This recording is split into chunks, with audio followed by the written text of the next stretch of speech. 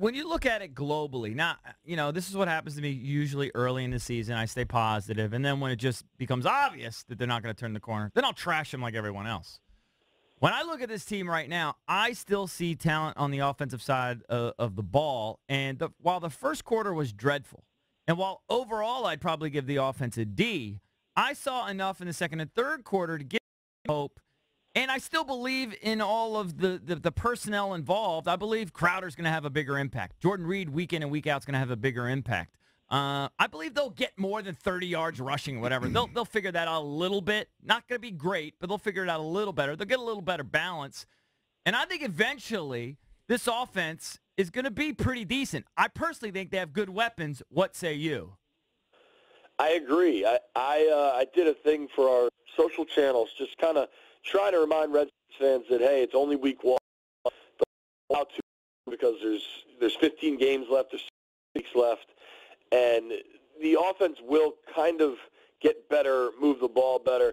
Think about this. I mean, this team had an opportunity to win this game after 3 turnovers, really bad defense on third downs, poor execution in the red zone. It was the 4th turnover that really buried them in this game. I mean, it's for as bad as they played against Philly, they had a chance with the ball with 2.5 minutes if they could on the score to win the game. So right.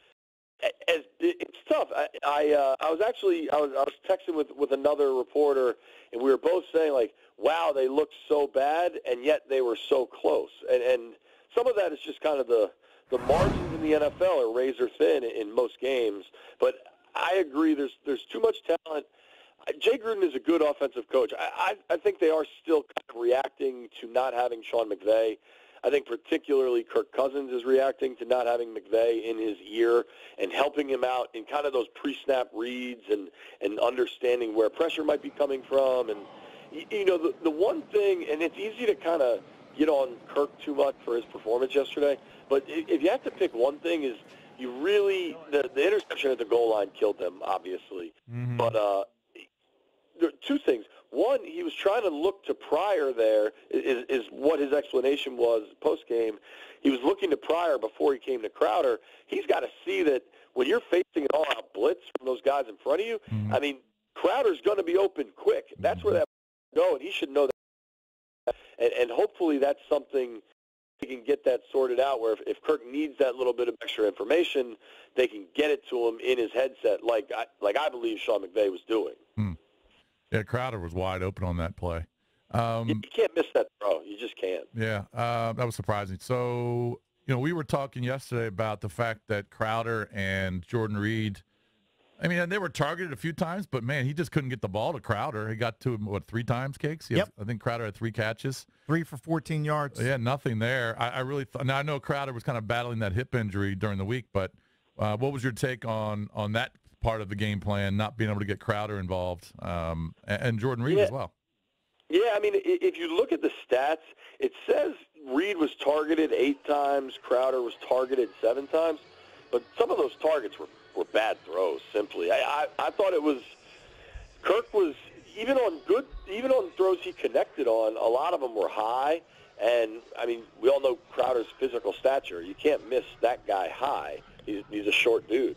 And some of that is to his advantage with his quickness and being able to get open and soft zones underneath. I think a lot of it was offensive line play as well. They never really seemed set, and Kirk really didn't seem comfortable too often.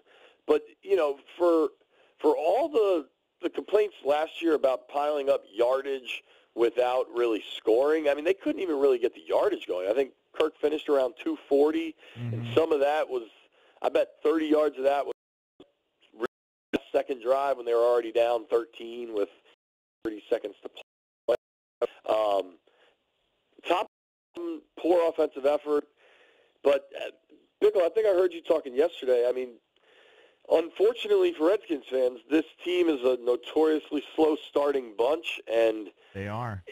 It's hard to believe. I mean, more than one guy in that locker room said, hey, we came out flat, we just can't do it. And you wonder how on earth these guys can come out flat in the NFL opener. And if you think back, though, the last time we were all at FedEx for a football game was that Giants game with a playoff spot on the line, and they came out flat in that one as well. So, I mean, that's a reoccurring problem that they really got to figure something out. Well, here's the thing. I mean, the fact of the matter is the Vegas line on it, we've been saying it all preseason, is 7.5, right? So they're an average team at best. You're optimistic if you have them at 9 wins, 8 wins. This is what, like, average teams do.